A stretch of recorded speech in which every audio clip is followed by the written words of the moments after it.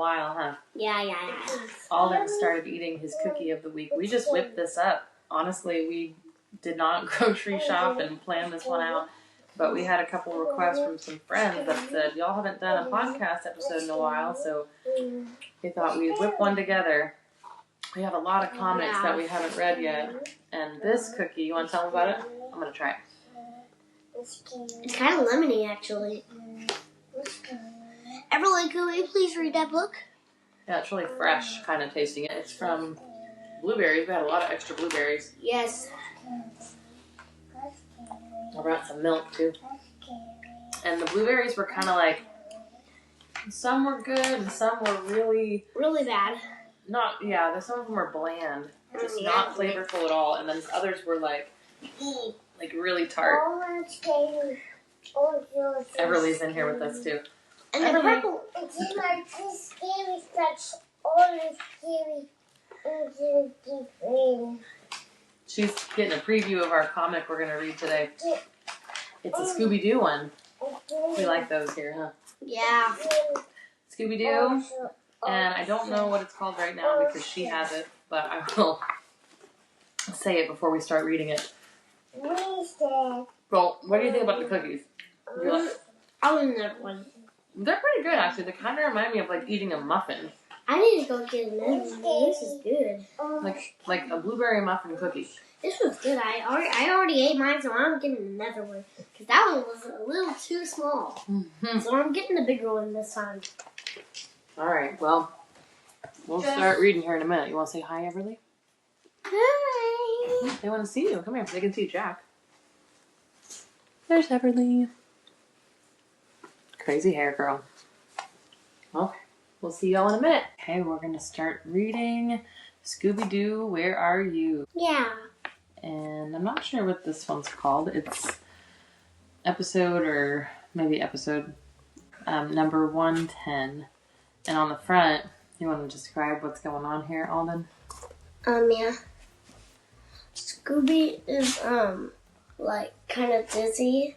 Yeah. And Shaggy is surprised that this man is right behind him. Yeah. And this man looks angry, huh? And he says, "Grr."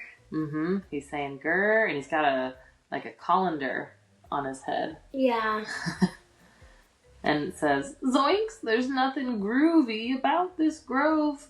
So a grove is a place where they grow fruit on trees. So this looks like what's behind us here. What's on this tree branch? Lemons, and then there's oranges, and then I see limes too. Yep. So all citrus fruits. All right. Well, pretty much sour fruits. Right. So this one is called Pulp Friction. We're gonna find this out in a second here. So the gang is at Sunshine Citrus Grove. More pucker for your sucker. And Fred says, "Lemons, limes, oranges, this grove is bursting with fruit. Like, give Scooby and me 15 minutes of snacking and we'll be bursting with fruit too." He makes a slurp noise. "Sorry, Shaggy, but I don't think we were called here for a snack." "But why did someone call us, Fred? I don't see any mystery." "Like the only mystery is why we're not eating. How about a nice juicy orange Scoob? Now all we need is some lemonade." Lemonade. Then we see the guy from the cover come in, and he's a big guy with a big red beard and long mustache, eyebrow hair, with that colander on his head. He says, "Stay away from my oranges." "Zoinks! Or maybe we need lemonade. Aid as in help." "Quick, duck out of sight." "I guess these trees are good for more than just oranges. They're pretty good hiding places, too." They all jumped into the tree branches, the bushes, and says, "I agree. The ghost." "No, I'm Lyman Valencia, the owner of this grove. I asked you to come here to save us from the ghost of Jimmy Orange Peel." "Jimmy who?" Not Jimmy who, Jimmy Orange Peel. A couple 100 years ago, Jimmy Orange Peel was a legendary folk hero. He believed everyone needed more fresh fruit. He roamed this part of the country eating fruit and planting seeds, oranges, lemons, limes. In fact, most of the trees around here are descendants of the ones that Jimmy Orange Peel planted back then. In a way, he's still providing people with fresh fruit. Except for gross from strawberry. That was a lot of R words. What did I say there? How I translate Scooby. Except the ghost won't let us have any, is what he's trying to say. Good point, Scooby. If Jimmy Orange Peel planted trees for people to enjoy, why would his ghost stop people from picking the fruit? I don't know, Daphne. Maybe you should ask him. I see him again. Jimmy Orange Peel? That phantom farmer might be orange, but we're gonna peel. Out of here, don't stop for anything, old buddy. Roger, no, Roger.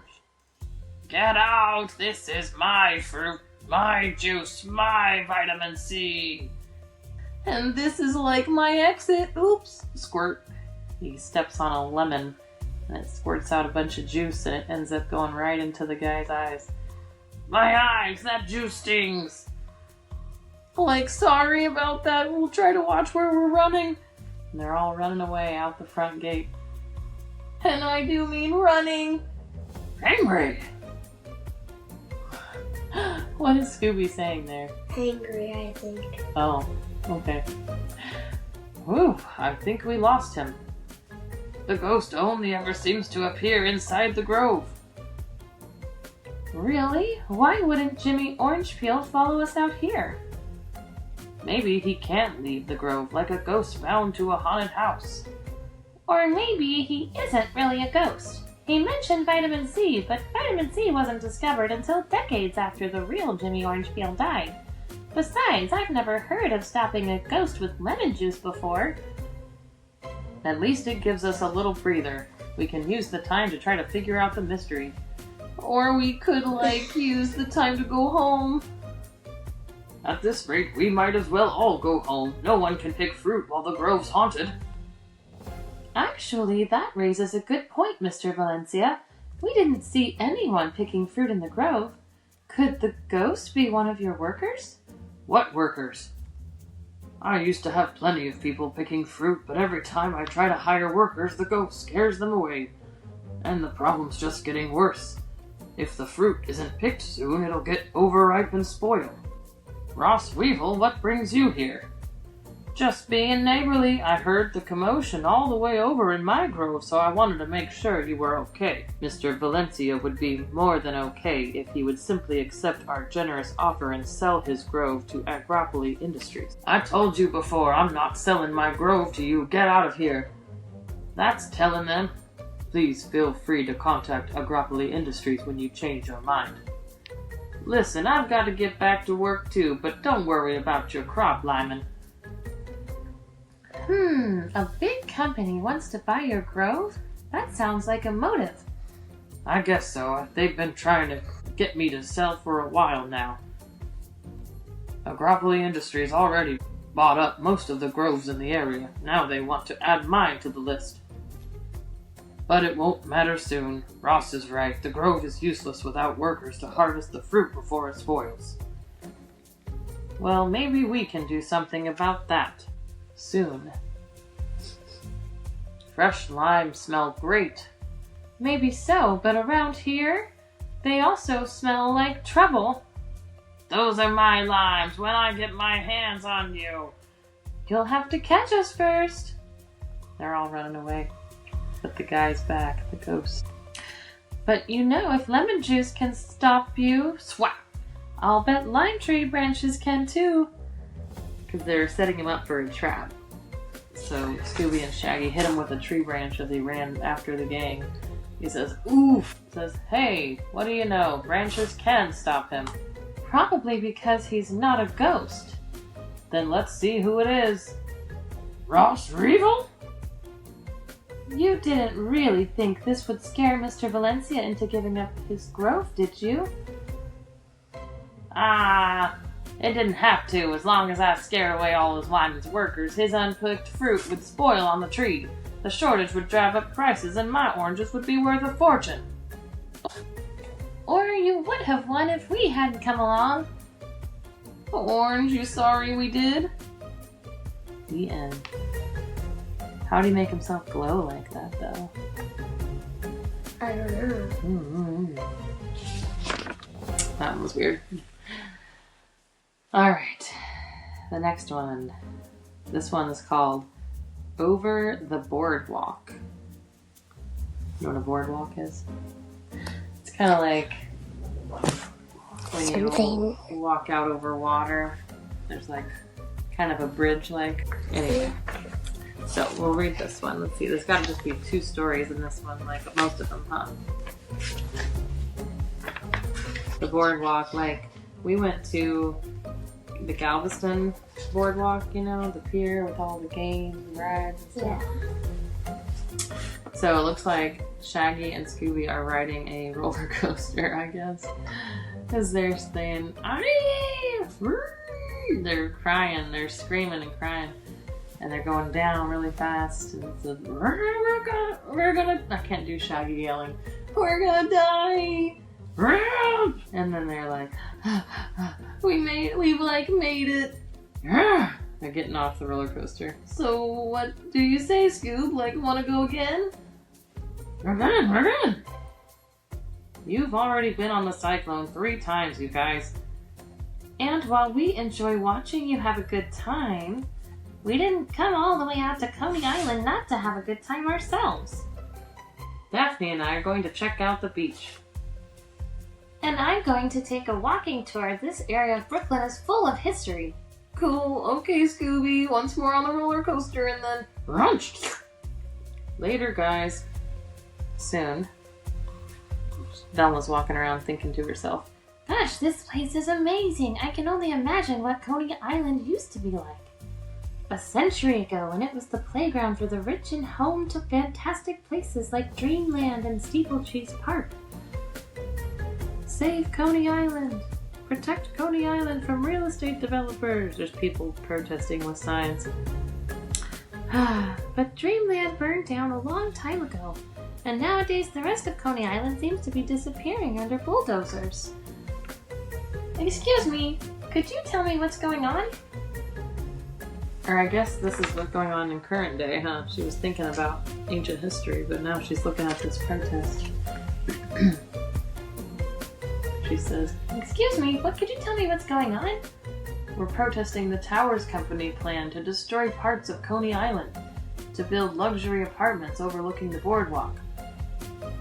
So their signs all say, save Coney Island, say no to real estate developments, and then circle crossed over a building. That's terrible. Why can't they, huh? Lady, look out. What? Jinkies! She looks up, there's a giant, looks like what? Demon. Like a demon, yeah, a devil kind of guy. Yeah. He's huge too. Yeah. Soon on the Coney Island boardwalk.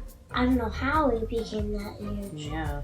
But then on like the next page, he's really smaller. Oh, It's a perfect day for the beach.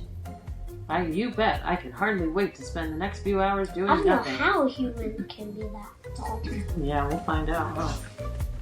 We haven't read this one yet ourselves. Yeah. This is the first time for Mom. Me too, and don't forget to use plenty of sunscreen, so, huh? Don't tell me what to do, man. Shh, keep your voice down. You need me, so either pay what I'm asking or forget about using my monsters to scare people off. But we had a deal. So Daphne and Fred are overhearing this conversation under the boardwalk while they're going to the beach. So they kind of walk over. Or they just turn and listen. Yeah, well, now we got a new deal. Hey, what are you kids looking at? Beat it. Did he say monsters? That's what it sounded like to me. I wonder if... Oh, no you don't, Fred. I'm not letting a mystery get in the way of my tan. Okay, I'm coming. So they both thought about Solving the mystery again. They just can't help themselves, huh? No. And not far away. These Nelson's famous hot dogs are like as great as I've always heard. Delicious. So they're eating a bunch of hot dogs. The winner of Nelson's annual hot dog eating contest ate like 68 dogs in 10 minutes. Too bad we weren't here to show those guys some real eating, huh? Sheesh, will you look at that guy, Scoob. It's so hot, I wonder how he can stand wearing that heavy coat. I'm like starting to sweat just thinking of, where'd it go? He was right there a second ago. But I only looked away for a second. Where could he have disappeared to? A short time later. So that guy, yeah, he noticed that guy. And then he sees right behind the trash can is what? A sewer. A manhole, yeah, over a sewer. So maybe he went down in there, huh? A short time later, there's this place called Devil's Playground. So I guess that makes sense, huh? You mean stuff like that has happened before, Wilson? Yes, even since the towers came to the neighborhood. They insist the old amusements and attractions are a menace and need to be torn down before people get hurt. But they're wrong. It's those apartment buildings that are a danger to one of Brooklyn's great historic areas. I agree with you. It's back, and it's looking as real as before. No, it's not. It can't be. Oh, I know. The question is, who is creating such a convincing fake? Meanwhile, on the boardwalk. They're eating, it looks like cotton candy, huh? Mm-hmm. You said it, pal. I love cotton candy. Almost as much as candy apples. Hey! Eek! Out of my way! A monster! Forget about it. It's horrible! So a bunch of people are running towards Shaggy and Scooby to get away from this devil thing. Wonder what's happening. Let's go. Randy apples? They run right by a candy apple stand and Scooby still wants one. Holy cow, what have you been up to, Velma? I didn't start this, Shaggy. It's a trick, it's gotta be. Sure, have you noticed how it doesn't make any sounds? Maybe he's mute? Or it's just some sort of sophisticated holograph. Who dares to face the devil? Well, anyone else want to take a guess? Who will feel the sting of my pitchfork? Yikes, he looks plenty real to me.